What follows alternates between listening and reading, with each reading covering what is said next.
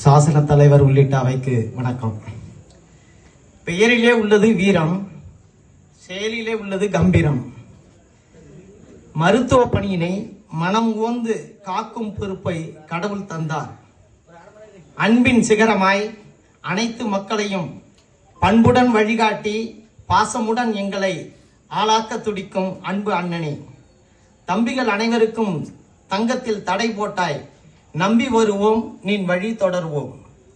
சுயநலம் இல்லாமல் பொதுநலம் வேண்டி அரிமா சங்கத்தில் அனைத்து இளைஞர்களையும் சேர்த்து மகிழ்ந்து சேவைகள் செய்து உன் நலம் பார்க்காமல் ஊர் மக்கள் நலம் வேண்டி ஓய்வு எடுக்காமல் ஓயாமல் உழைக்கின்றாய்.